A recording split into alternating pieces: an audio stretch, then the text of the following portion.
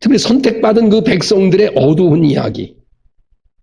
사사기 맨 마지막 17장부터 21장에 있는 말씀 보면 하나님의 일을 도맡아서 하고 있는 레위인들에 대한 이 타락이 어느 정도였는가를 알 수가 있어요.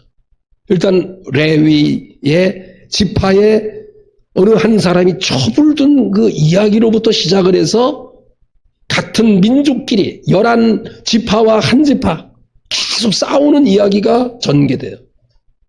그런데 11지파가 한 지파 베냐민 지파를 계속 무찌르고 하는 그 이야기 속에서 이 베냐민 지파가 그럼 왜 12지파 가운데 그렇게 그 11지파에 의해서 미움을 받았는가?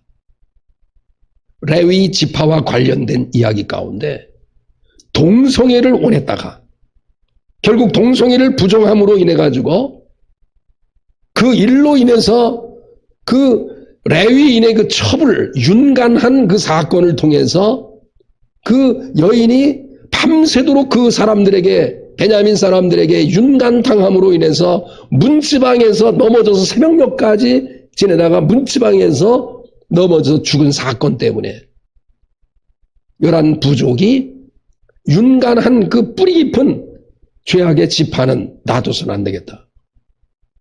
그렇게 하면서 11지파가 뭉치면서 베냐민 지파와 전쟁이 일어나는, 그래서 철저하게 전멸되는, 그런 가운데도 다 전멸되니까 남자만 한 600명 정도 남으니까 앞으로 그 지파가 문제가 되는 거예요. 여성이 없으니까.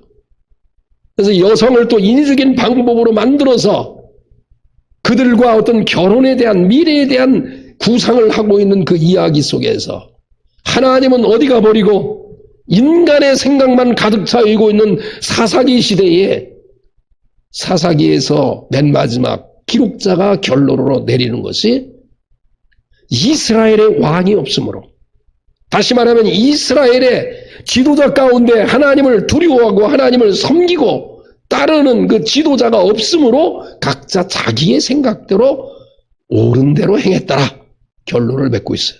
이러한 사사시대에 1장 1절에 보면, 룻기 1장 1절에 보면 사사들이 치리하던 때에, 그렇게 어두컴컴한 이 시대에 마지막 레위 지파를 통해서 그 당시의 사사시대가 350년이라고 하는 사사시대가 얼마나 어지러웠던 세상인가를 알 수 있어요.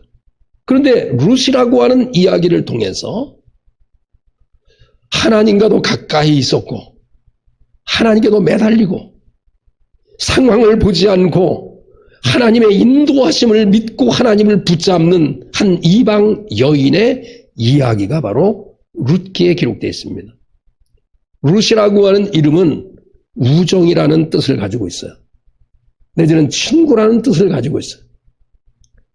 이 이름 속에 담겨져 있는 메시지 가운데 하나가 가장 힘들 때, 가장 어려울 때, 그들이 기근과 삶 속에서 가장 처절한 어려움을 당할 때, 룻의 입장에서 보면 남편을 잃은 상태,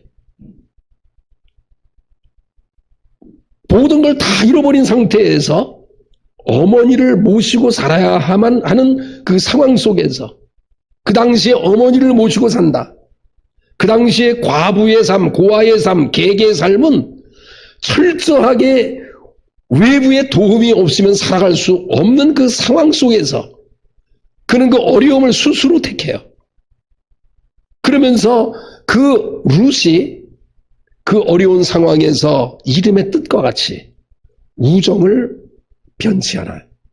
근데 그것은 사람과의 관계에서만 우정을 지키고 친구로서 끝나는 것이 아니라 가장 힘들 때 그의 동서 오르바는 자기의 집으로 갔고 자기의 신을 쫓아서 오르바는 떠나게 돼요.